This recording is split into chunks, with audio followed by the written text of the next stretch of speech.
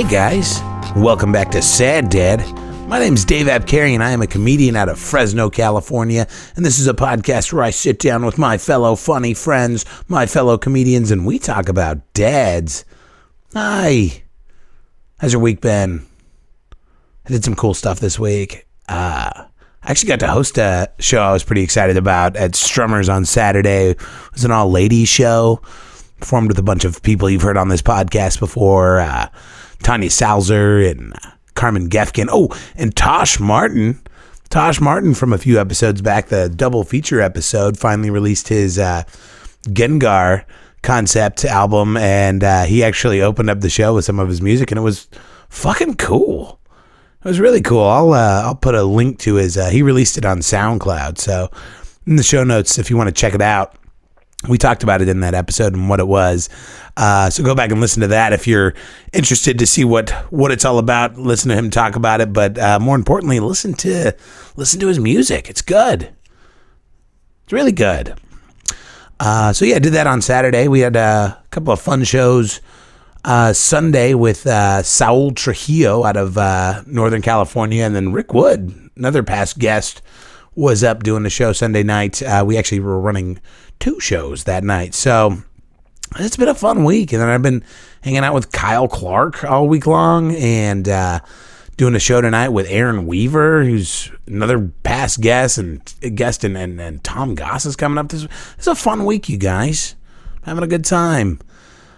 Pretty stoked. This week is my daughter's birthday, Abigail. You've met her before. It's her birthday this week, and her mom and stepdad are taking her to Disneyland, and I'm going up tomorrow, which is Thursday. I'm going to be doing, or I guess today for you guys. I'm doing Anna Valenzuela's show Thursday night, and then Friday I'm meeting up with her mom and stepdad. I'm going to surprise my daughter by being in Disneyland, and so she doesn't know. It's a nice little surprise. Don't tell her if you hear this. You know, hopefully none of you have contact with my daughter. It's an alarming thought. But this week, I have a great episode for you.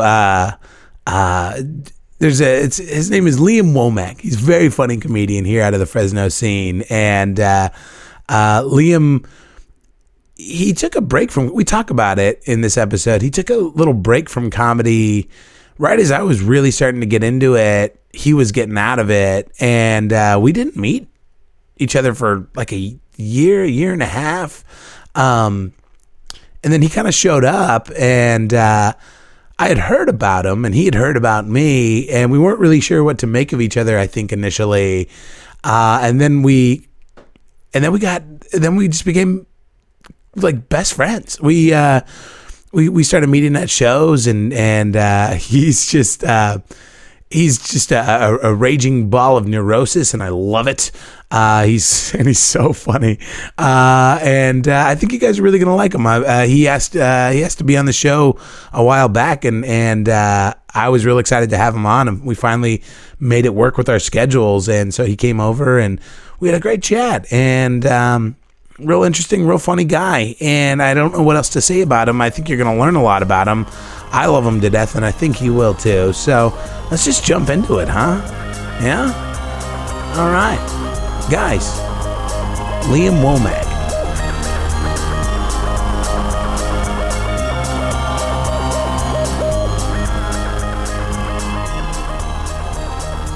Browns. Yeah, I just found them. Pineapple strawberry. Hello. Mm. Hello. That is decadent. Oh, it's so good. It's just refreshing. It's just good and refreshing. Yeah. And I like the tall can. It seems a little classier. Yeah, I'd say so. Even the packaging that they come in is like better than boy, if this is recording, this is interesting. It is. Yes. That's what I love about it. People are going to be like, boy, thank Christ there's a podcast with a tight LaCroix tape. You were telling me about your wedding. You just got married this weekend? Yeah, I just got married this weekend, this last weekend, and it was really, really uncomfortable beforehand because we had a small wedding, so there was like a couple people that, you know, weren't able to make it, and that caused a bit of drama, not as bad as it could have been. Mm-hmm. But the uncomfortable thing was we planned a meeting point, and there tended to be like a lot of traffic, so we were all very late. So people were pretty irritated. Oh. So I finally got there, and I had stuff to set up, like, because it's in the middle of Yosemite. So we had like a table, some bushes, like some flowers and stuff like that. And then I get there with all this stuff, and it's just her whole family just staring at me, not saying anything. Do they like you? I thought they did. Okay. Yeah, I was under the impression we were all cool, but nope. It was 20 dead stoic faces staring at me, set up like rose bushes, and like then finally one of Lily's friends was just like, "Hi, Liam," and I was like, "Oh, thank God." "Hi, David." Like, Jesus. Somebody talk to me while I'm doing this, because it's just dead silent on a Yosemite beach with her entire family going around. And then the ceremony started. It was beautiful. Sure. Wrapped up. Vows went pretty good. I was pretty happy with mine. Lily was actually funny. Like, yeah, her vows were hilarious, and mine were all sweet and stuff. Dude, and they were just like, Lily was like, "I thought you were going to be funny." And I was like, "I'm not doing my type 5 at our wedding."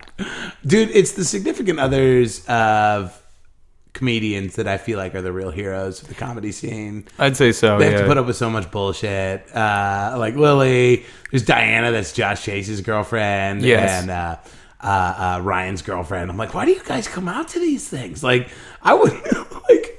Somebody told me, I forget which comic it was. I think it was Alex. He told me a while ago. He was just like, "Dude, your fiance must love you because she comes out to like a lot of these." And I'm just like, "Yeah, I like to think that I'm funny, but it's not that." Because you can only hear the same joke for 3 years before you're just like, "I'm gonna murder this person in their sleep." Did you have to put up with a lot of the don't do it, bro, don't do it, don't get married, bro? Yeah, that was really annoying. There was actually there's been a couple of shows where comics are like, "Whoa, he's engaged," like, and they'll like call me out from on stage, and I'm like, I don't know, I like to think I'm pretty passive for the most part, but I always wanted to take them outside and just be like, "Look, dude, you're like in your 30s and all your material's about being alone. Like, if I don't do this, I'm you in like 10 years. You're not wrong. But yeah, so this wedding, right? So ceremony was beautiful. Lily was very funny. I was crying intensely throughout my vows because I had like all these metaphors about how, like, you know, life is a highway. I want to ride it all. No, I'm just kidding. Not like that, but just like, yeah, just like a couple of metaphors I was real proud of. Like, I was just like, our love is like the foundation, and we've built a home together, and yada, you know, that kind of stuff. And it went really well. So I'm like sobbing, crying, and then she fires back with the tightest 5 I've ever had in my life. She's just like, even though she's like almost roasty, if I'm being honest, it was just like, even though I'm tired of your jokes, I'm still gonna be your #1 fan, and that kind of stuff. And like, so it was really sweet. So she got a rise out of the crowd, which I was very envious of, because I was under the impression I was the headliner. It was very wrong. But like, her dad told me, he was just like, "It's real interesting that, you know, you're the comedian and she was really funny." And I was just like, you don't know how my ego feels about this. You know what? You guys suck. Yeah, I was just like, you know what? You guys could have talked a little. I would have felt more comfortable. But this was a tight room to begin with. I was the first one going up. Yeah, that's funny, dude. But oh, go ahead. I'm sorry. What was I? Sorry. So after the ceremony, so my brother pronounces us, and then nobody says a word again. Wow, your brother officiated? Mm-hmm. Oh, that's cool. Yeah, it was real nice. It's funny because she has like 3 people in her family that are officiants, and it was just like, nah, we're not gonna do that because they're all relatively like religious. Yeah. They go hard on. Yeah, and so to the point where like someone has told me some stuff before where I'm just like, oh, you should not tell anybody that ever. Like, definitely not me. So he ended up doing it, and it was pretty phenomenal. But he pronounced us, and then there was a bridge with a bunch of tourists and stuff who were standing and watching the ceremony. So when he pronounced us, the bridge clapped, and all our closest friends and family did not, at all. And they were just kind of standing there, and then like it was dead silent for probably about 30 seconds, and we were all just kind of looking at each other, and nobody was moving. And I was just like, "It's over, guys. We can like all talk now." It was the strangest thing. I don't know what it was, but like I visited my mom a couple days ago, and she was like, "I don't know why we didn't clap." And I was like, "Oh, thanks for retrospectively thinking of that." Jesus Christ! Everybody's everybody's witnessing some horror show. Like no, it was it's like a train crash where they were just like, "Oh man, we're not gonna look away, but we're not gonna say anything." Yeah. Wow. But there was even a dude on the bridge who, right after he pronounced us, this dude screams, he's like, "God bless you all." And I was just like, Thank you, man, man. like you guys sit on the bridge. Those guys. That's it. That's my new dad. Yeah, you guys are walking my wife down the aisle from here on out. That's I told her, I was like, all right, if we ever renew our vows, like we should also invite deaf people, just so it makes sense. You grew up up there in the up in the mountains. Yeah, I grew up in the mountains. What was that like?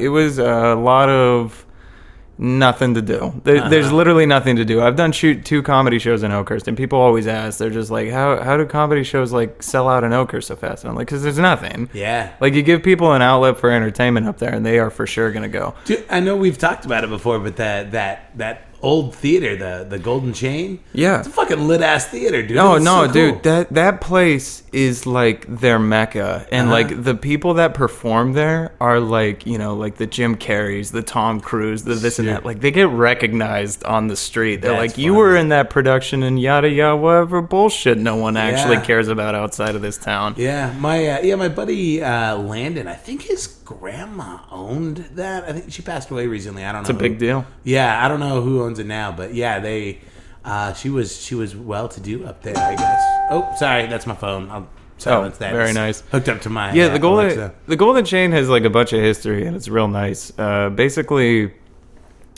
oh man, I'm trying to think. Takes on his phone, so I'm just like, No, I'm just silencing it. I'm so sorry. It's my bad. No, you're all It is good. I have fucking 32 episodes of this podcast, and every single one of them I've forgotten. You to have silence your my phone ding ding.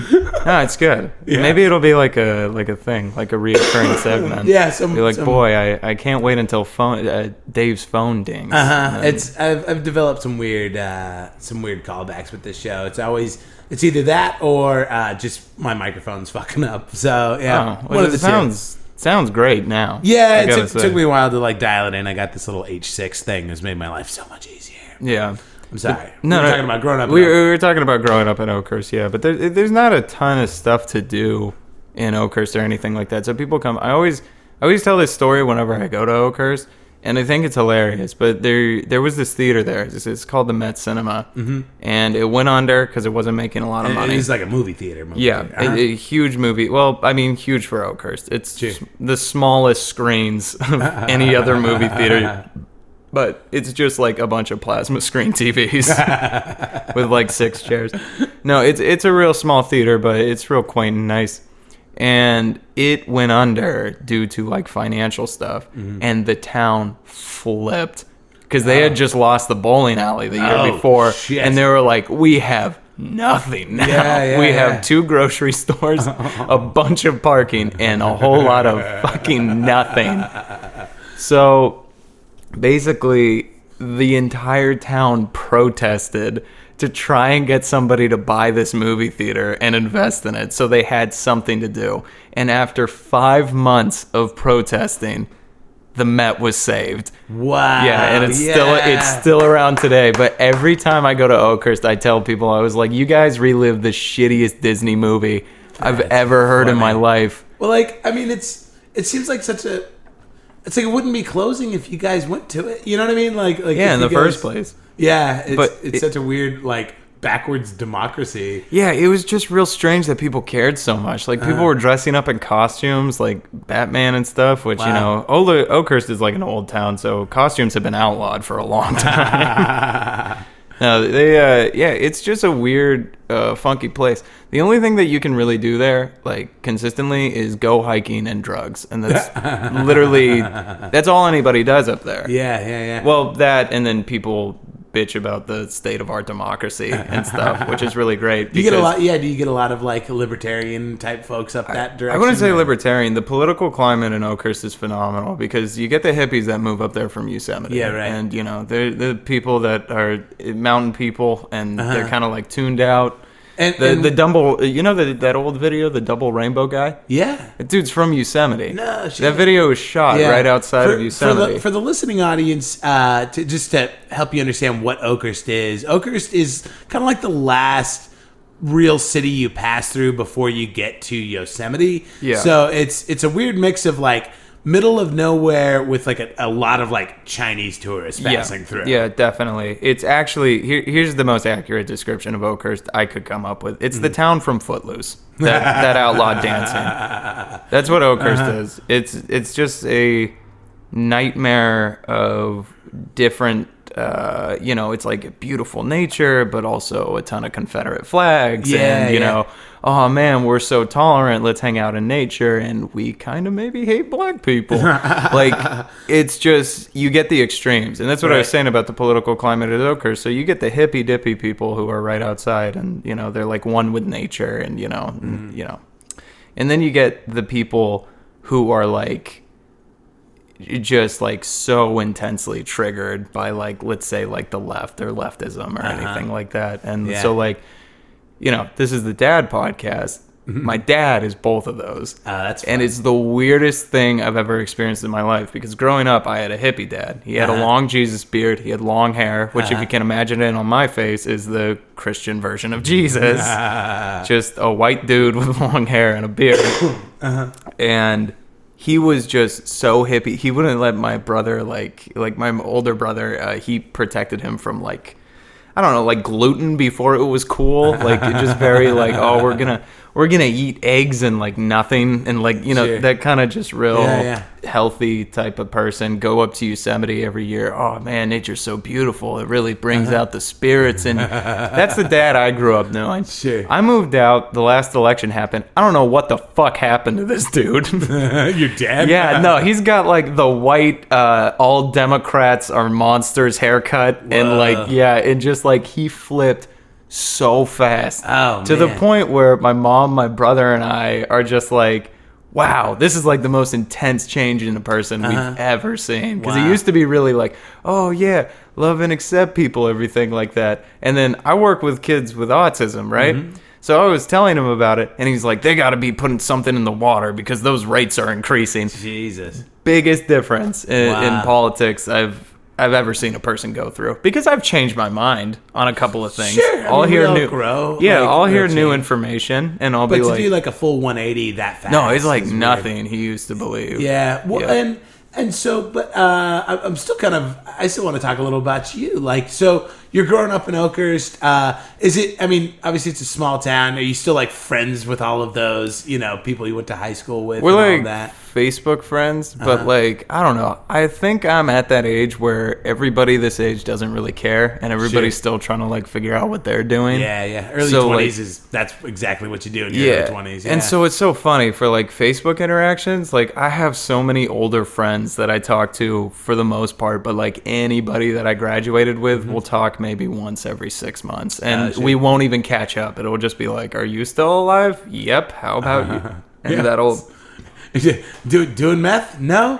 Cool, man. Oh, I have a friend who's I had a friend who did a huge amount of acid. Ooh. Yeah, so in high school, I was a little bit of a wild card a bit. There wasn't really a lot to do in Oakhurst, so you just kind of like think like, what's the worst thing I can do to disappoint my parents? And then you go and do that. Right. And so there was a lot of kids that were somewhat judgmental, where they were just like, oh, Liam's doing this. There was a rumor going around that I was doing heroin, which was pretty tight, because I was. No, I'm just messing around. Yeah, no, meth isn't heroin. Well, and that's like the thing about that's the thing about those small towns too, is because it's like, it's one elementary school, it's one junior high, it's one high school, and so it's like the people you went to kindergarten with are the same people that you graduated high school with. Yeah, and, a lot of them. And there was four K through 8 classes. Or there was 4 K through 8 schools in the area, and then obviously one high school. But the thing is those people that were in the same K through 8 as you were there all 9 years, and then all throughout the same high school and stuff. Yeah. Like barely any of them went to there's another high school close by. It's still like 30 miles away though. Sure. So for the most part, everybody went to YHS.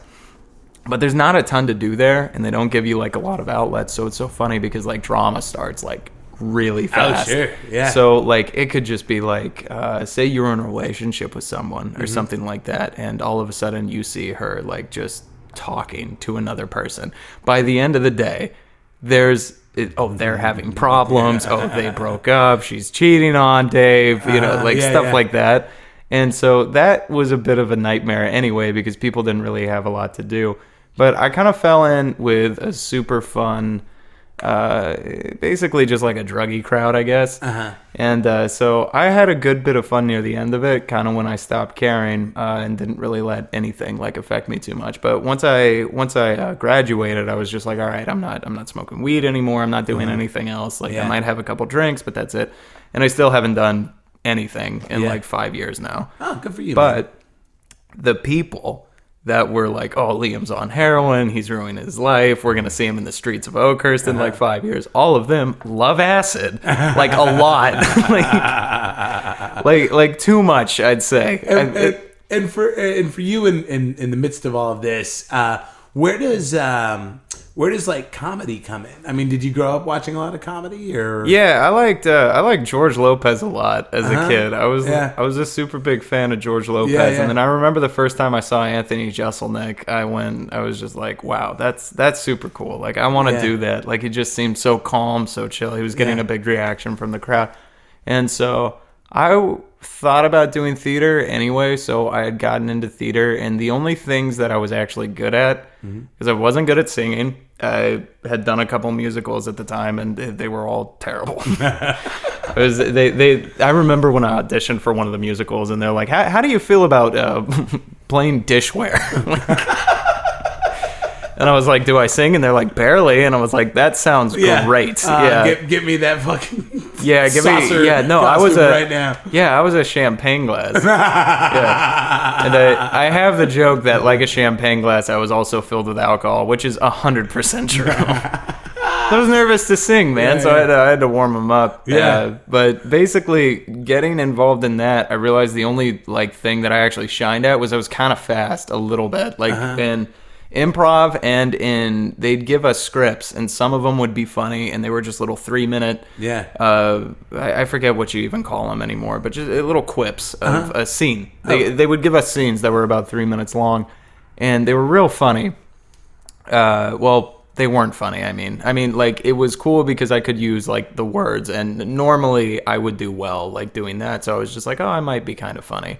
So my senior year, they had like a talent show thing, only in the theater class, where you could sing, you could dance, anything like that. Yeah. And I decided that I was going to write a couple jokes. So I wrote a couple of jokes, and I bombed so hard. Hey, that's in front of all the people that expected me to. That's funny. What's funny story. My daughter, her mom texted me like 2 weeks ago, and she's like, hey, they're real active at the church they go to, and she's like, hey, the church talent show, the Christmas talent show is coming up, and your daughter wants to do stand-up. And I was like, at first I was like, oh my God, this is my moment. Like, this is my moment as a father. Yeah. This is it. But I've been talking to her about it like since.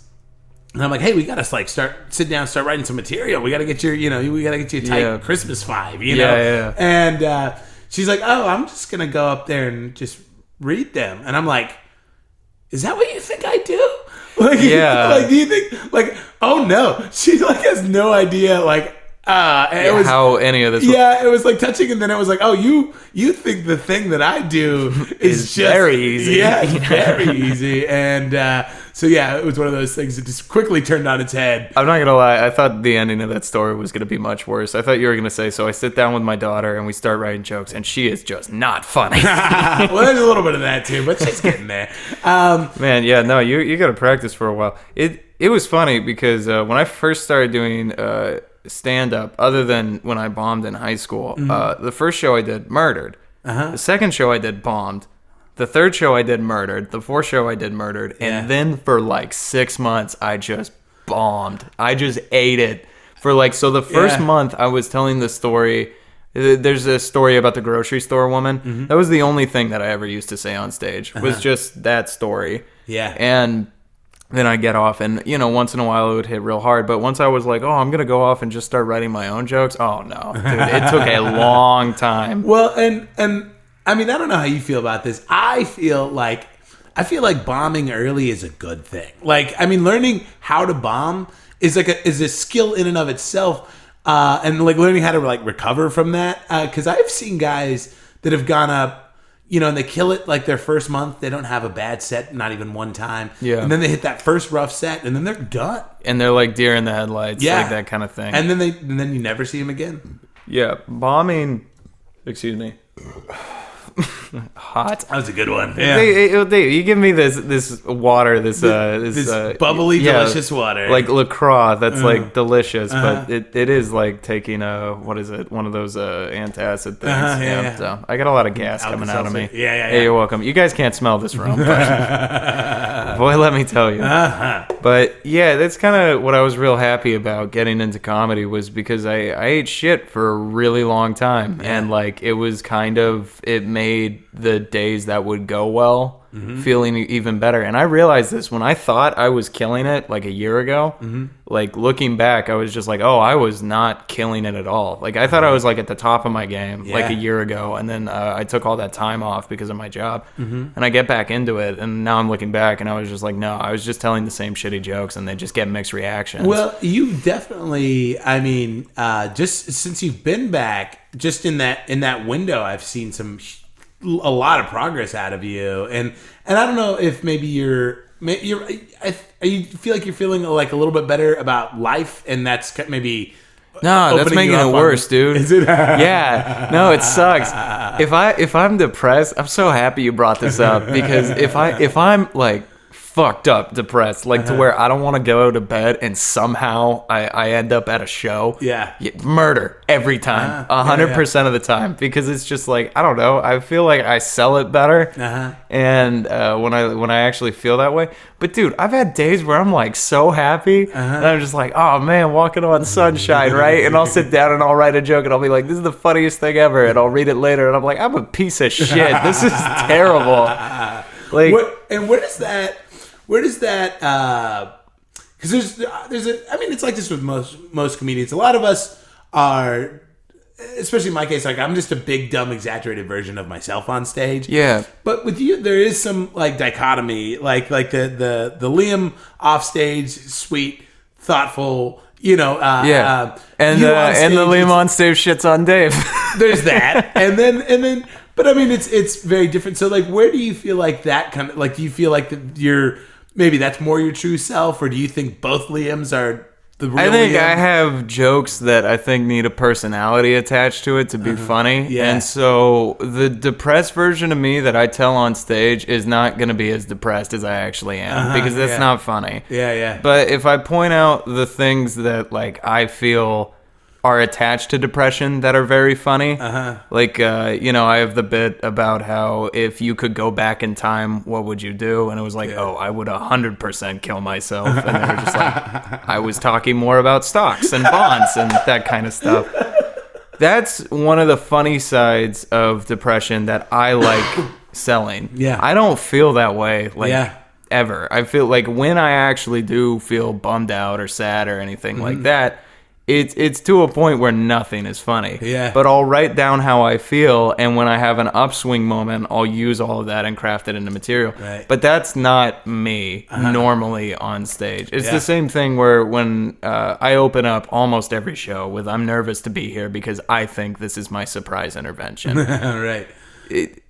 I don't drink that much. That's why I've learned. I think I don't know if it was last week or the week before where I set the lineup as it was. I think it was either Heath and you, or you and then Heath. But you were like back to back. I'm like, well, it's a lot to put on this crap. Yeah, no, there's a lot of problems. Really dark, real fast. Yeah, no, it's a lot of issues. I like to think I gotta put a Dee in between you guys. No, just put someone like peppy and cheery. Yeah. No, like Dee would be perfect. Yeah. No, yeah, but like, I don't know. I like talking about being bummed out a lot. Sure. Because also it helps. Like, I was telling Lily this. I was like, here's the best coping mechanism. Is when I start hitting low points, I think about funny ways to kill myself. I've been doing this for years, and it is the only thing that makes me feel better. Because I think about it, and I was like, all right, if I was going to kill myself, let's put this together. What would I do? All right, here's what I'd do. I'd find a funeral home. I'd figure out who's died recently. I'd get their name, where they're from, everything like that. I'd show up to their funeral, and then I'd sprint right as they're lowering the casket, blow my head off with a shotgun as I'm screaming, "Charles, no!" So that way, a room full of people have to go, who was that? Yeah. How the fuck did he know Charles? We don't know Charles. Because there's some 22-year-old skinny white boy that just murdered himself because Charles is dead, who we thought was just like a Republican dude or like whatever, right? So I think about that, and I was like, would I actually ever do that? No. So if I convince myself that's the only way I'm ending my life, I will never end my life, because that's way too much work. So that's what I've been doing for like a couple of years. And that's where the stage persona kind of takes over a bit. I feel like the writing that I've been doing is like the truest to how I actually feel. My old jokes is definitely like I'm putting on a personality. Yeah. Because like, I don't know if it was just like scene comics go up, like Keith Carey and Connor McSpadden were a huge influence because they were... Connor was my second show I did, and then I think Keith was like my fifth or something, and seeing them go up and riff for like the first couple minutes and just like murder, I think that definitely had an effect where I was like, oh, you need to do that to get them on your side. Like you don't just jump into that was the first time where I kind of like noticed that. And I don't think I got remotely good at it until like sometime like last year. Now I think I'm okay at like riffing and that kind of thing. Yeah, you got some good riffs. The other thing I wanted to talk to you about, and it's a guy I want to get on this show, but I love, and I haven't really gotten to see it. I missed it when it was in its heyday, but I love the idea of you and Jeremiah Lloyd being friends. I miss Jeremiah Lloyd. I missed him so more much. than anybody can ever know. I literally, every show I've gone to at DeChico since he somewhat disappeared, I've told the bartenders, I'm like, it's not the same. I can't, it's strange because that is, if I were going to commit to be a shitty person, he's the guy I would want to be. And it's just like, I feel like he says the kind of shit that you want a friend to have, but not a close friend. Well, and like, it's funny too. Like he, I didn't think Jeremiah liked me for a long time, and he may not have. And I would be nice to him. And it took me a long time to figure out that Jeremiah doesn't want you to be nice to him. No, not at all. He knows you're just faking. And he wants you to tell him like exactly like it is, basically. So we started being friends because I was like, this is the biggest piece of shit in the scene right now. And we would just kind of chat about stuff, and then over the course of a year, it was just like, damn, like, you're like my favorite bad person that I know. But there's something to that though, where like Jeremiah, any bit of mean or animosity or any bit of irritation that you're feeling, Jeremiah's like this weird like sponge that like he wants to hear it. And like even if it's about him. And so like there are so few people that I can just say everything that I want to say to, and he almost celebrates it in a way, and I feel like there's something therapeutic about that. You know what I mean? Like He is the anti-hero of the Fresno comedy Yeah, scene. yeah.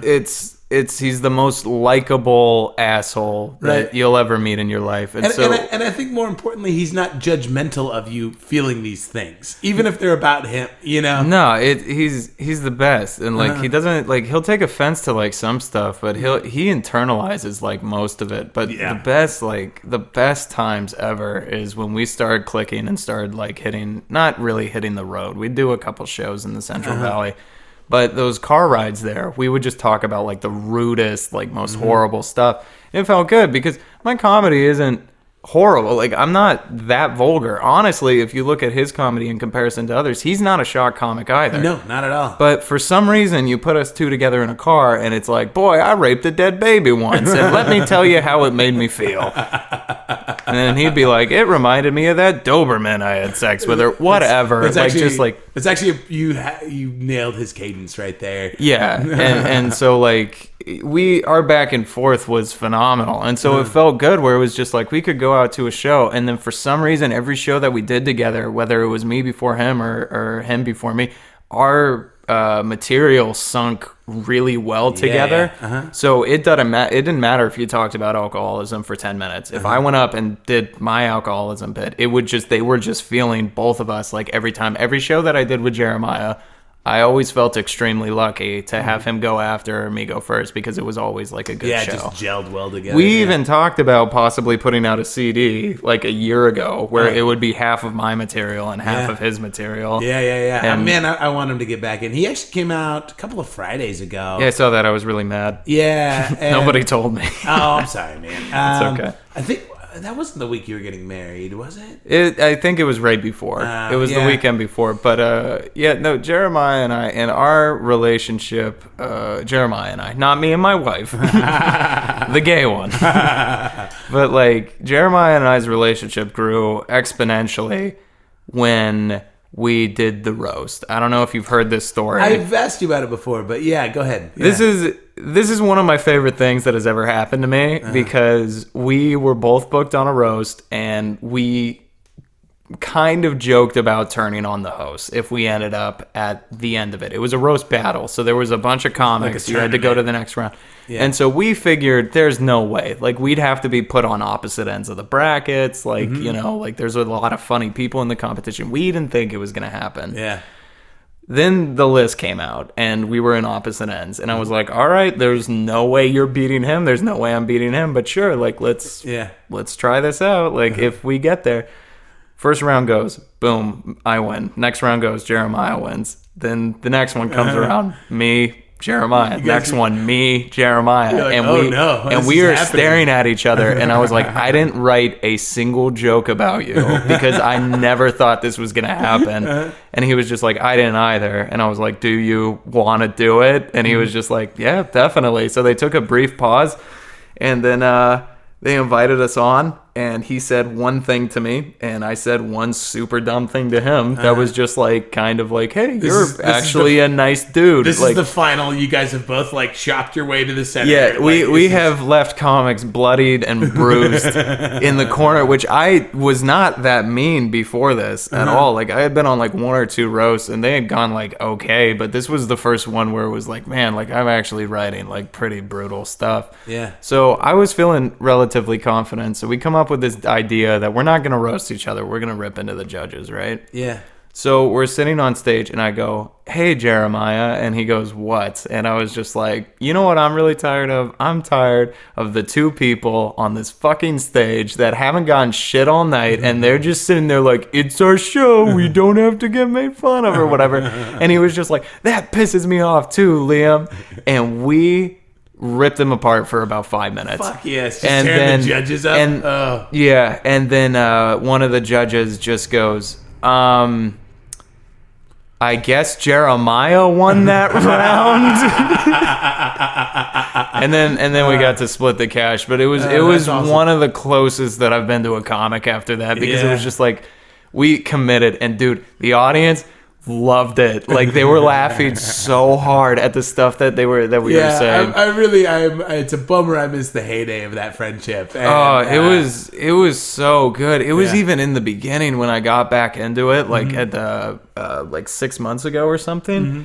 I miss it because we would like heckle each other on stage, and just like I remember there was this one show we were drinking way too much at the bar. And then the open mic started, and he was the host, and I forget what he said about me, but I went up and I was like talking about him, and then I started into a story, and before I could even get out, he does that yell that he does, so woo, that one, and so then I was on stage and I was drunk, so I was like woo, and then like it was just back and forth for a while. People were laughing and stuff, but we enjoyed each other's sets much more than like any other audience members did. I love a good bromance. It was magical. Real tight. And I really do miss him in the with the community right now, because I don't think I click with a couple of comics, and I like pretty much everybody in the scene. I don't think I beef with anybody at all. No, you're good. You can correct me if I'm wrong about this. You're just like, well, let me fill you in. There's about 5 people who will pay for your murder. I've never heard anybody say any ill words about you. So, that's very kind. Yeah. But so it kind of stinks because I don't think I click with anybody in the scene like that anymore. It's tough sometimes to find that. Yeah, like I like all of you a lot, but it's tricky because it's just like he was the kind of comic where it was just like literally every show that we did together, like I was just happy to be there because it was really cool having a buddy like that, and I just really hope that he finds his way back in. Yeah, I hope so too, man. So this is you're Liam Womack. Hi, I'm Liam Womack. Hi, and this is a podcast called Sad Dad. We talk about dads. We talked a little about your dad earlier. A little bit, yeah. I always like to kind of start at the beginning and just sort of like work our way through it. So your dad, where did he grow up? Do you know? My dad grew up in Pasadena, California. Did he really? Yeah, over there. His rent when he was my age was $205 for a house that is bigger than mine right now. Wow. So I pay 5 times as much. Wow. And by the way, I adjusted for inflation. He was paying like $500. Wow. Yeah. And he was making almost triple the minimum wage at a grocery store that he worked at in Pasadena, in which he was a cashier, which equates to making $29 an hour now. Wow. Mm-hmm. Wow. Well, you lazy bum. Why do you have such a shitty house, and why are you making so little money? Me? No. Yeah, because I'm just being your dad right now. You know. No, I mean, he comes across like that sometimes. He's like, well, no, I mean, I think he understands. I think he gets inflation to a certain degree. Like, he's just like, no, I got very lucky. Him and his friends have aggressively kept the minimum wage down, and you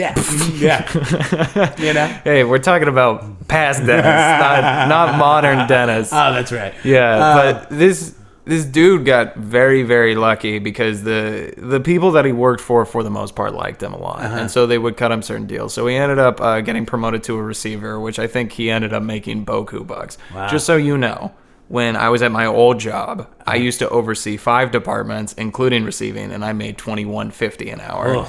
And this dude was making a lot more than that for receiving. Wow. Yeah, so a lot of stuff has changed. Funny enough, when he was in Pasadena, he met my mom when he was like extremely young, and they didn't move in together until they got married, and they were together for 13 years. Whoa. Mm-hmm. Wow. Yeah. What's I mean, so he's in Pasadena. What is this? The 70s? Yeah, I think so. How old is he? He is 61 now. Oh, okay. Yeah, so 70. Yeah. So around the 70s. This might even be more like the 60s. Yeah, so that is a cool time to be in Southern California, though. Get like 60s into 70s. Was he like a typical like Southern California kind of guy, or was he? Yeah, I mean, he's told me a couple of stories from his adolescence that were real interesting, very, very on brand with the 70s a bit. Sure. Yeah, he had a very, very interesting upbringing, though. His dad, military dude, my grandpa. Oh, okay. Yeah, he was in Korea, I think. Wow. Yeah. And he had 3 sisters and then just him and stuff. And so some of the family stories from that side are real interesting. Uh-huh. Yeah, real dark. Did he have a lot of siblings? Yeah, he had 3 sisters. Oh, okay. Yeah, and Where did he fall in that order? Do you know? Was he was the second youngest. Oh, okay. So it was him and then a younger one who they coddled like crazy, which is crazy because it was like somewhat of a, very the generic military house is how he describes it. Okay. Like it's very like, oh, you just wait until your father. Like it's like every 50s show you've ever seen in your life. Leave It to Beaver and everything else. Yeah. Yeah, where it's just like, oh boy, like we're gonna make a whole episode about how dinner isn't ready. That kind of thing. And hopefully mom learns her lesson. yeah, I know. Boy, it's going to take a lot of cover up. And makeup is not great in the 50s. Yeah, so that's kind of, I don't know if that's the extent of what had happened, but I do know that it was a very, very interesting time in my dad's life, and he went through a lot. He moved out right when he was 18, and that's when he started working at this grocery store. It's so weird that you both inherited that. Oh, the grocery store thing? Well, he pushed me into it. Did he? Yeah, which is stupid. Because he was just... Well, also, look, this is not his fault. Oakhurst economy is non-existent. Sure. Whatsoever. There's nothing there. We had 2 grocery stores. Right. Which means you either work at Vaughn's or Rayleigh's, and that's it. Those are your options for work. You could work at the movie theater, but who knows how fucking long that's going to be around. Yeah. Yeah, there was a bunch of people... Dude, the bowling alley layoffs of, like, 2010... They affected us all, I gotta say. But like, that's so funny. I want to know what they did with the balls. Yeah, like because there's a hill right next to the bowling alley, and we always talked about rolling the balls down the hill. Yeah. And like, I swear to God, if some disgruntled employee didn't do that, it is just such a loss. God damn, you could build cannons for. Yeah, dude, you straight up can't. And those shoes, are you kidding me? You're gonna look fucking neat. Yeah, you're gonna look fresh. What's your town's main industry? Bowling, mostly. Yeah. Well, that's what it was. Like, it was just like, you had bowling, the movies, you had one Mexican restaurant that people were not fond of, and then you had a bunch of Asian restaurants because the tourists liked it there. And that's basically what it is. That sounds racy, but I swear to God, it's 100% accurate. There's 4 Asian restaurants. 4 Asian families loved Yosemite, and they were just like, we are not getting back on the bus. We can cook this food. And some of it's good. Some of it, I'm not going to lie, I don't think that they had cooked Asian food before. I felt like it was like me if I went to China and I was like, I'm going to open an American restaurant. Here's cereal and toast. Beep, beep, boop, right? So you described him as kind of a hippy dippy dude. He's living in Pasadena. Yeah. At what point does he make his way north? Okay, so they had my brother. Do you mind if I go back real quick? There's a story. Yeah, no, by all means. There's a story about him in Pasadena that's real great. So my dad used to like snakes, right? He used to like ball python. So he had this ball python named Monty for a while. This thing grew like really, really big. Well, there's this one day he went on vacation or something, and he had just fed Monty or something. Leaves its cage open. Snake gets out, right?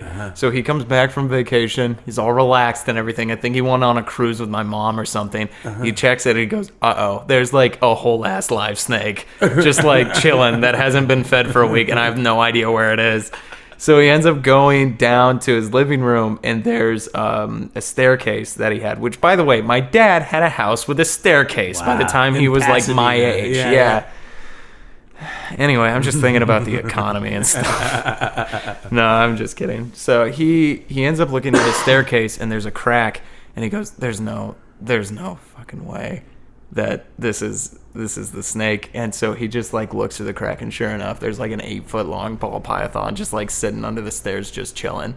And he's just like, well, I'm gonna give it a couple days because I don't want to take my stairs apart quite yet. Yeah. But if in a couple of days it doesn't work, so my dad is sleeping one of the nights, and all of a sudden he just feels it right on top of his face as he's sleeping on his back.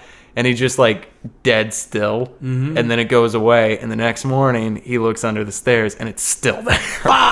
Yeah, so it was like, so you freaked me out at 3 a.m. and then you went back under the fucking stairs. Dude. Yeah. Man. So he had to take the stairs apart and get his fucking snake. Wow. Yeah, there's also a similar story. This did not happen to me. This happened to one of my friend's cousins, but she had a snake, and it was hella well trained, I guess, or whatever, and it used to sleep in the bed next to her. Ooh. And so she went to the vet, and she was just like, it's really weird. Like, he won't eat. He won't eat right now, and I don't understand why. And the vet was just like, so is he sleeping next to you? And she was like, yeah. And he's like, is he like sprawling out a lot? And she was like, yeah. And he's like, he's sizing you up. You better put that snake in a cage because he will eat you. He's starving himself right now, and he's seen how long he's going to have to get to, like, digest you. Ooh. Yeah. Fuck me. No, I hope everybody listening to this is just, like, creamed. Yeah, that's... Oh, fuck, dude. I really wanted to put the momentum and just put a wedge in it with the worst story I've ever heard in my life. Yeah. All right, but more about my dad. Yeah, the real snake. No, I'm kidding. My father's great. Yeah. And so, what pulls him away from Pasadena? So him and my mom ended up moving together after they got married. Which, by the way, my mom and my dad's wedding photos are amazing because my dad looks like a ghost. He looks insanely scared. But they ended up having my brother shortly after marriage, and so they're all chilling there. You know, like my family. I'm pretty sure Monty is still a thing at this point. And snake. Yeah, the snake that is around. And so my brother grew up in this house in Pasadena that my dad had been living in. And my dad went outside, and this is before hybrid cars. This is really before that kind of like clean initiative started taking hold. Crunchy granola thing. Yeah. Yeah. The real hippy dippy stuff that's cleaning up LA and not Stockton though. But basically he looks outside and he just goes, he's like, I can't keep my family here because this place is just over polluted. It's overpopulated. It's this, like, he just didn't want us to grow up there. So he ended up moving to Oakhurst because he had told my mom that his sister had moved to Corscold, which is very close by. So she ended up getting him a job, I think, at this hospital where he was like a manager, I guess. This tells you what time period this was. Like, you could just be like, no college, no problem. I got a great attitude. I used to fuck around in the 70s. And they're just like, you're a cool dude. How would you like to, like, run people's schedules and lives?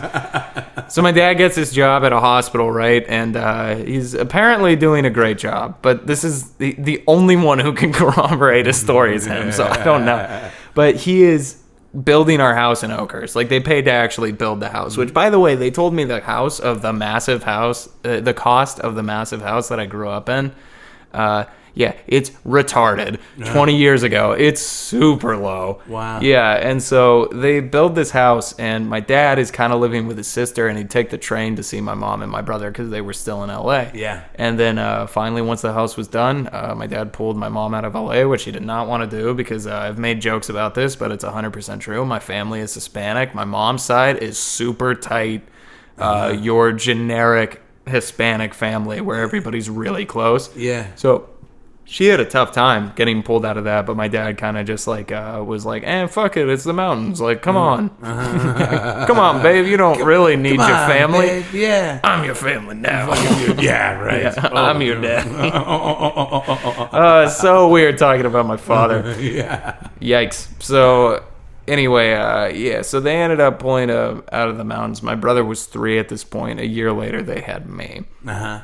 And and then it was basically just that way ever since. And doing the math on that, because you said your dad's in his early 60s, so they had you guys pretty late, right? They did, like late 30s, early 40s. Yeah, they actually they late 30s. They didn't even get married until they were 30. Oh wow. Yeah, in their 30s. Well, and do you know like that gap between when they got married and when they had kids, like were they like a fun couple or like what were they doing? I have no idea. I'm assuming a lot of stuff I don't want to hear about because they're like freshly married. Aggressive swingers. Just when I'm 6, they're gonna sit me down. They're gonna be like, "Now, mommy and daddy have some friends, and when those friends are over, you shut up and you be good.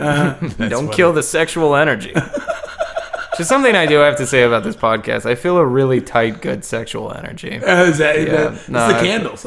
You lit candles. You gave me LaCroix. I'm starting to get tired. Yeah. It's all part of the game, buddy. This is good. Like, do the guests just talk until they like get roofied and black out? That's usually it. You nailed it. Boy, I can't wait to see your basement. I know.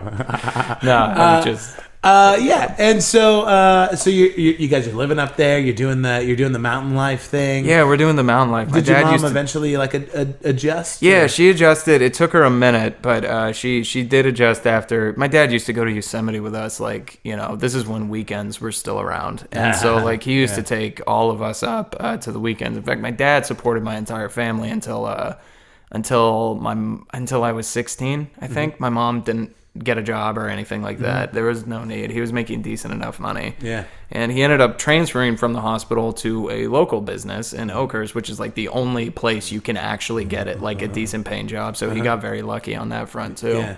Yeah, but we used to go up to Yosemite like every single weekend. And so I think after a while, my mom kind of adjusted a bit to that. I remember that's got to be so hard, like to be pulled away from your family, moved up to a remote like mountain town where you don't know and then anybody, just left alone in a house with a child. Like yeah. God bless your mom for not going fucking crazy. Yeah, no, I'm surprised I'm not like dead. Because if I was in her situation, I probably would have drowned myself. Yeah, like dude. That is some weird like that is a formula rife with like depression. And, my mom's a really strong lady. And then the worst part about it, we honored these people during the wedding because they were the kindest, sweetest people in the world. My mom's parents, a Spaniard and Hispanic, they passed away within 6 months of each other. Aww. Yeah. I mean, it's sad, but it's also really sweet. Yeah, and it was one of those situations I don't remember too much because I was really young, but my brother was just like, it was like a tough time. And I didn't really get it until like I had actually moved out. And then I was just like, oh man, like a lot of shitty things happened to my mom like at once. Yeah. Yeah, but she's a very, very strong woman. She's awesome. Both my parents are great, by the way. They're phenomenal. My dad is quirky as they come, though. Is he? Yeah, we'll get back to talking about him. Yeah, sure. No. Yeah. And so what, and I mean, that sounds like a cool way to grow up, going to Yosemite and, everything else. And, I wish I didn't hate it. Like, because like as a kid, I used to throw like these bitch fits. We'd be hiking and I'd just be like, I want to turn back. My stomach hurts. I'm gay, whatever. Like just to try and get us to like turn around. And it's like every once in a while it would work. And like I moved out to Fresno and I'm like, I don't know. I didn't even have a car when I moved out. I moved out when I was 17. Yeah. Whoa. And so I'm riding this road bike around and I remember there's this one night I'm riding back at like 1 a.m. from my job. I have to wake up at 5 a.m. for fucking class or whatever. Mm-hmm. And so I'm riding this goddamn road bike and I see a full moon over the lake. And it reminds me of this one time we were hiking with my family and my brother and I got a pact together where we convinced our parents to like turn around and go back to the car. And I thought about it and I went, I'm a fucking idiot because I would kill to just be hiking right now. Yeah. Because when you move out and you start getting like really busy and it hits you that this is gonna be your life like forever. Yeah. You start kind of thinking back to like the shit you didn't appreciate. Right. So like I think my biggest like thing about living in Oakhurst, I just wish I had like enjoyed it more. Because all the hiking and stuff like that, I always tried to get out of it. And I'm like, fucking why? Like, Shit. I would murder a person right now to go hike. Yeah.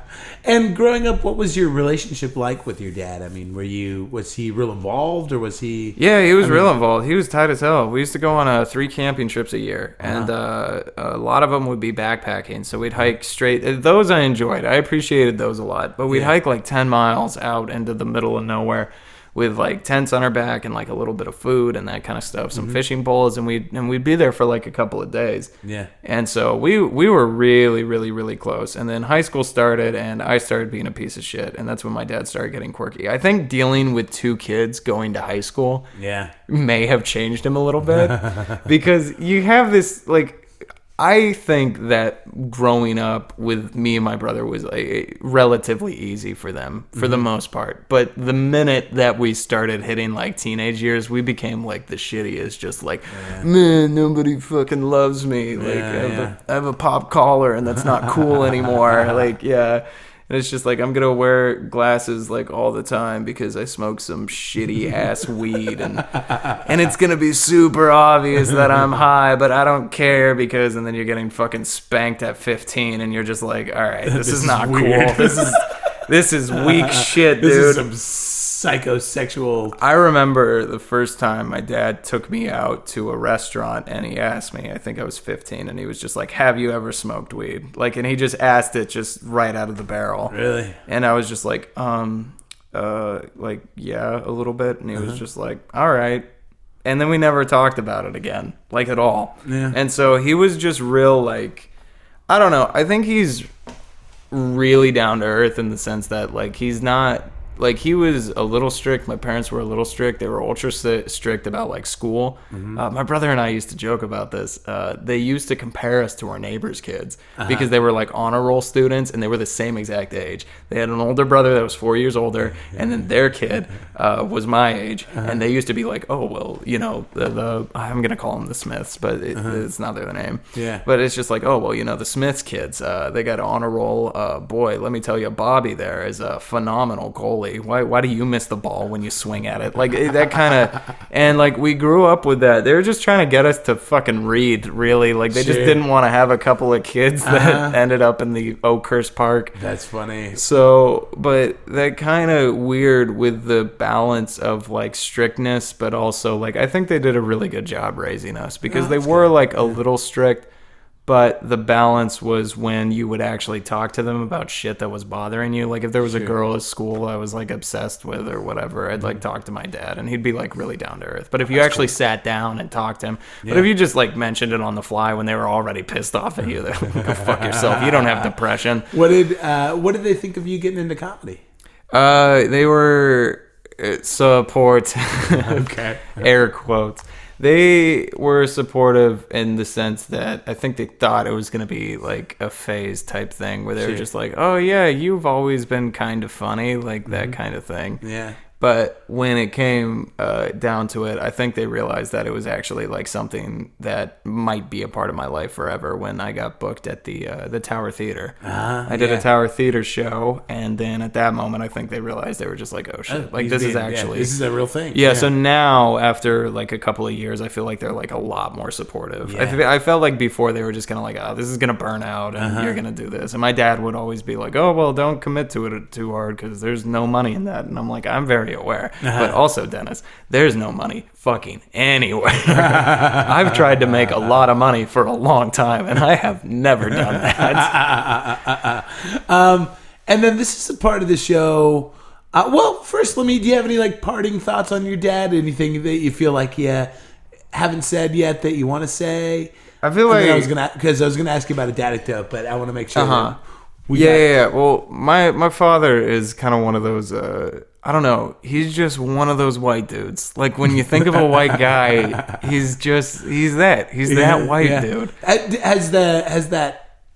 Has there been any kind of like a strain on your relationship since you felt that shift in him? I'm going to tell you, moving out is the best thing that could have happened to our relationship. I was a nightmare throughout high school, and he had just got promoted at his job, so he was stressed out constantly. Literally, our heads would clash for years. So I moved out when I was 17, didn't have a car and shit. Within a week, all of a sudden, it was like, I'm your best friend now. Like, and so we hung out constantly, like every other weekend right after I moved out, and the relationship was really, really great. And then, like I said, the 2016 election happened, and now he's still really easy to deal with. Like, I love talking to my father and everything like that, but anytime there's politics, I just mention the Raiders because he's a huge Raiders fan. Just divert, so like deflect. I saw him a couple days ago, and he was just like, "Boy, let me tell you about this fucking this prop, whatever." And I was just like, "Hey, how do you feel about the Raiders' last game?" And then he'd like try and talk through it, and I was like, "You know what I didn't like about their last game?" And then he'll kind of get the hint that it's just like, "No, now we're both talking about shit we don't want to talk about." Right. Yeah. So that our relationship has been really, really strong, like all the way through. That's great, man. Yeah, that's good. He's a tight dude. Yeah, that's rad. Well, anecdotes. Do you have any fun or profound or moments that you haven't shared yet, or any particular story you'd like to share? Moments with my dad. I'm gonna think about this for half a second. You're good. There's a couple of stories from his youth. I'm not 100% sure he'd be cool with me telling. But good. Oh man, there was I have an anecdote about my mom. That's great. Yeah, whatever. Yeah. So my parents were real strict about like school, right? And so I remember they enrolled my brother and I in algebra in like the 7th grade. Like one of like you had to get to school like early, and like it was so you didn't have to take it in high school. It was a whole ass thing.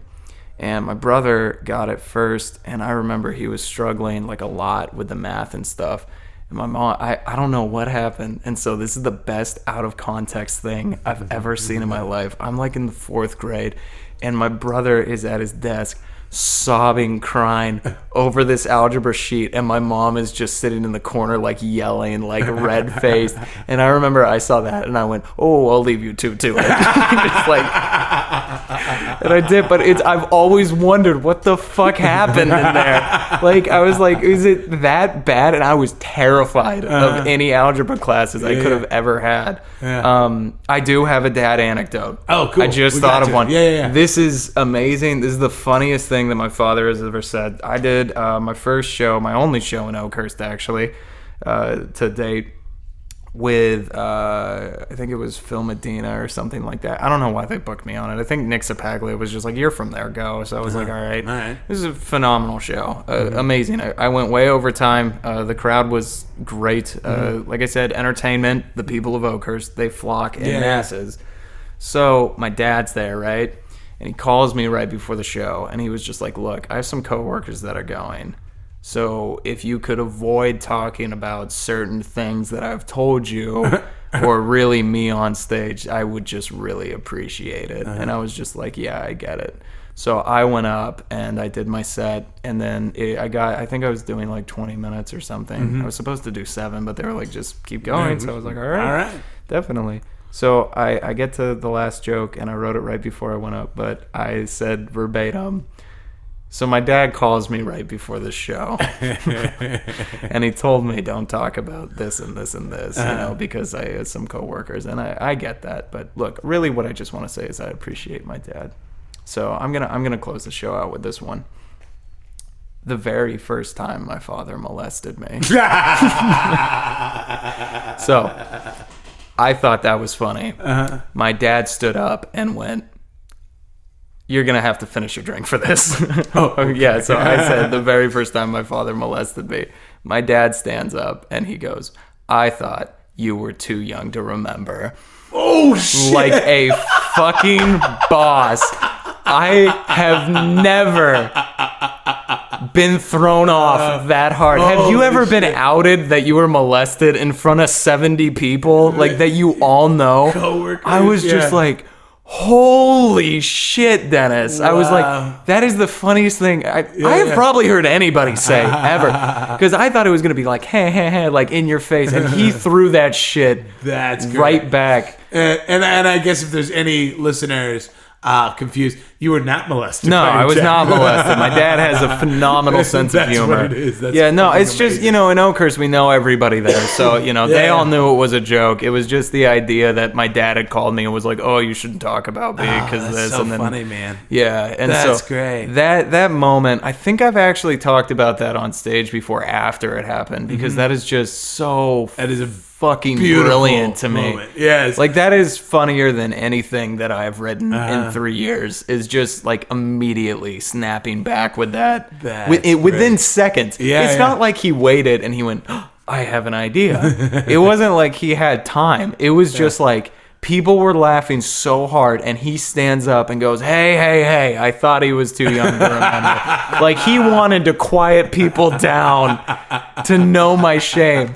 And I think that's when I realized my father is like one of the funniest people that I know. Dude. Yeah. Oh man, Liam, you've been a ton of fun today. Thanks. Tell the people where to find you. You're real active on Twitter. Yeah. You need to follow me at Womack Liam on Twitter. What's your handle? It's like Liam Womack was cyberbullying. We could talk about that if you want. It's like my favorite thing ever. You got cyberbullied? Yeah, I got so there's this kid that I grew up with in Oakhurst, and I thought we were cool. And then basically what had happened was we grew up, and then someone I gotta find this. Someone had posted something about, let me see if I can remember this. They posted Okay, I found it. So they posted, if America can just print money, why are we still in debt? I think it was a joke. Right. So I posted, do you want the real answer or is this a joke? Because I didn't want to be a dick if they were just joking. I also wanted to inform this person because I don't want them thinking that for the rest of their lives. So this kid I haven't talked to in a very, very long time goes, I think he was talking about inflation, you fucking idiot. By the way, this kid's 3 years younger than me. Oh, lovely. Yeah, he had just graduated and moved away from Oakhurst when he posted that. So then he put, I think he was talking about inflation, you fucking idiot. So I put, what do balloons have to do with this?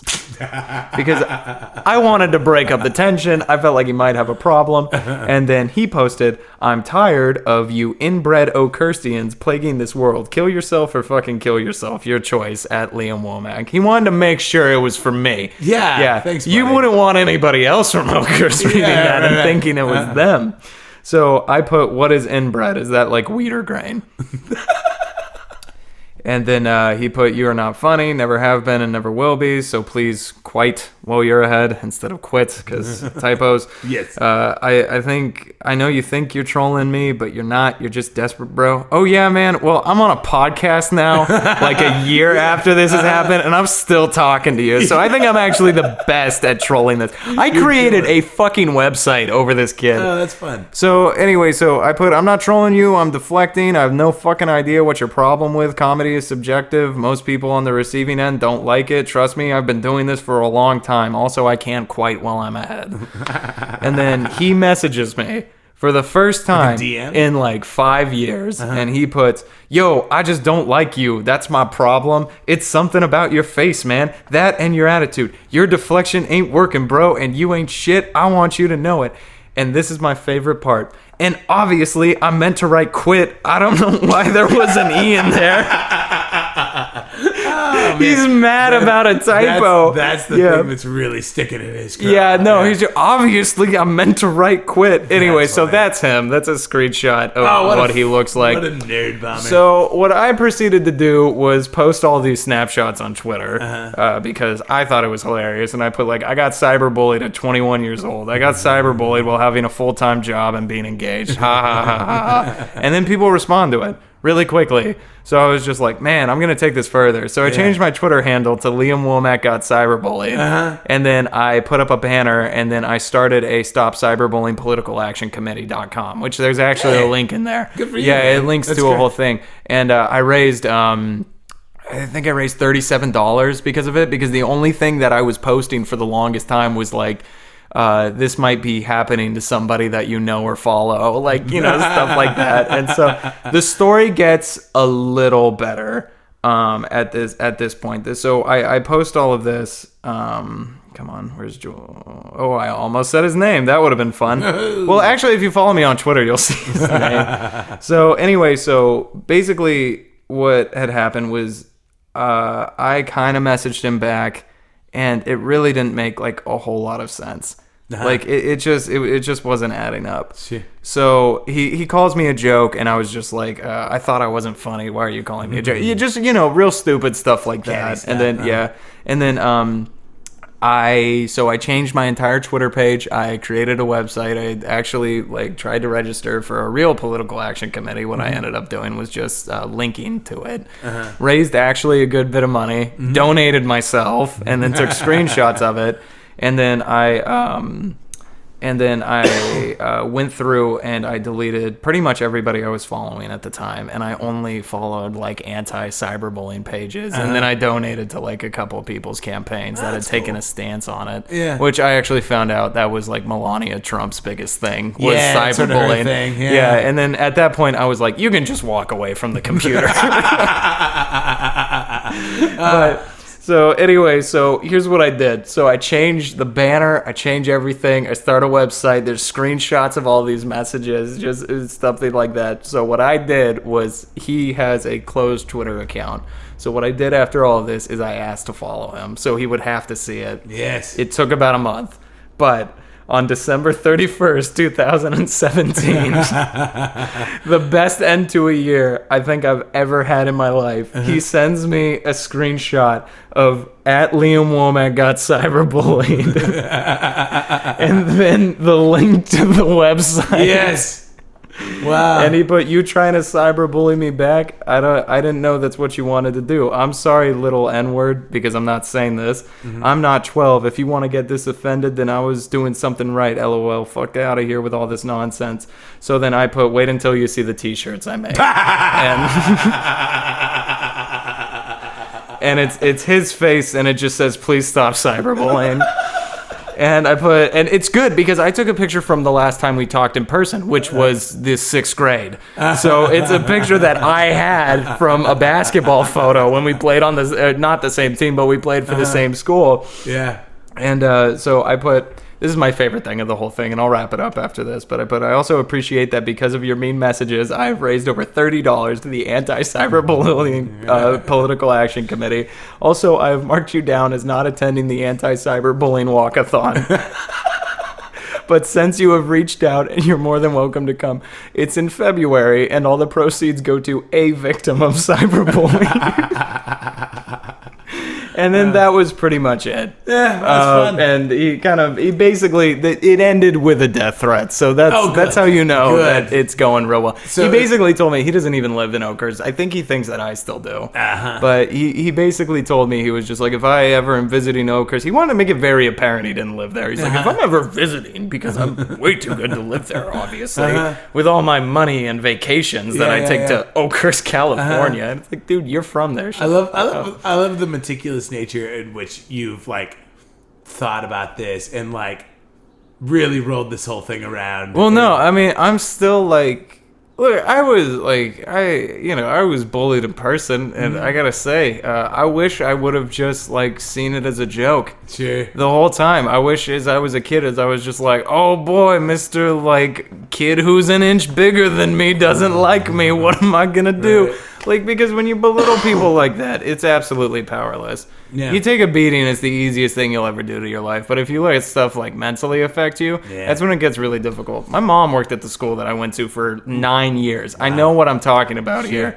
But like, I think that's what I love so much about comedy now. And maybe that's the reason that I come off slightly aggressive sometimes, is because I get to basically chastise those people that had chastised me, even though they're not really here to defend themselves. Sure. And so, so that's basically my whole shtick. Yeah, I like it. And so if you appreciate antics like that, follow Liam on Twitter. Yeah, follow me at Womack Liam on Twitter. I post a lot of funny stuff. I used to actually do this thing on stage where I would do drunk tweets with Liam Womack, which is where I'd get blackout drunk and tweet a bunch, and then I'd read them on stage without ever reading them before, and some of them were really good. My favorite one was on November 9th, 2016. At 2 a.m. I had posted, "This is the worst Super Bowl I've ever seen." It's pretty funny. Yeah, I thought it was really good. And then I ended up sending out a video of like the purge warning. And nice. I thought that was really fun. But you should follow me on Twitter. I think I'm funny. I have a couple of shows coming up pretty soon. Definitely come to the DeChico show in Old Town Clovis. Those are always a riot. Monday, Tuesdays are the days they finish off with an open mic. And then the Friday, Saturday shows are the book shows. They're a lot of fun. Dave will probably talk more about that at the end of this or at the beginning. Or whenever, But I go to a lot of those shows, so definitely come out and see me and see all the other funny comics. I have 3 shows coming up that I'm very, very excited about. I am going to do the 2-Bit Tuesday show at the Bitwise Theater in Fresno. Carmen's show. Yeah, Carmen's show, and that's November 13th. I believe the show starts at 8:30. I will be driving from Visalia to get there. So definitely see me there because I'm hilarious when I'm pissed off and driving. Yes. But I'm doing a longer set there. It's going to be a lot of fun. I have a bunch of buddies coming out. I think it's only $5. If you message me on Twitter or if you somehow find a link on Facebook or something, like you'll get more of the details. But just remember, Bitwise Theater at 8:30 p.m. on November 13th. November 15th, I will be at Fulton 55. I'll be doing a longer set there. I'm very excited about that. I've actually never done a show at Fulton 55. Yeah, it's a cool stage. I don't think I've performed there either. Yeah, it seems like it's going to be a lot of fun. I think it's going to be a lot of fun. I think they got Renee Vodka, Carmen's going to be on that show too. And then, it's going to be a lot of fun. And I believe that one is $10, and I think it starts at $8. Yeah. And don't quote me on this, by the way. Don't hit us, the host, and be like, oh, well, your rock star Liam said it was 10. But definitely come and catch me at those. And finally, this is the big one. If there happens to be anybody listening to this in Oakhurst, California, November 30th, you need to cancel everything. And you need to come out to my live taping. Clear your schedule. Because I have been planning this for a couple of months, and they finally got back to me with an actual date. So November 30th at 8 p.m. at the Oakhurst Whiskey Lounge. You're going to get to see me do 20, 25, maybe even 30 minutes, depending on how you guys like me. We're going to sell this show out. It's going to be insane. You need to hit up the Oakhurst Whiskey Lounge for tickets now. I believe you can use discount code Liam for $5 off, and I get a lot of the proceeds from that. So please, dear God, pay less for tickets. I'm just kidding. I don't. I think, honestly, like, I'm going to do this for free just because I love doing the show in Oakhurst. They're letting me record there. They have some nice equipment and stuff like that. Hell yeah. But I'm telling you, I've been working really, really hard over the last 6 months to try and blend my material, and I'm actually doing comedy that I like, and I hope you guys like it too. So if you're in the Oakhurst area, November 30th, 8 p.m., the Whiskey Lounge, I beg that you come to that. Yeah. Liam Womack, thank you so much, man. Thanks. It was so fun. That was a pleasure.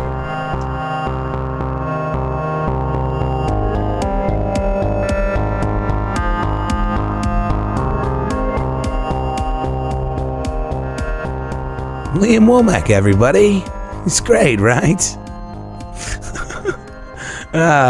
Follow him on Twitter. He is a ton of fun to follow on Twitter, and he's always up to something. And thanks, Liam, for being on. Really enjoyed that.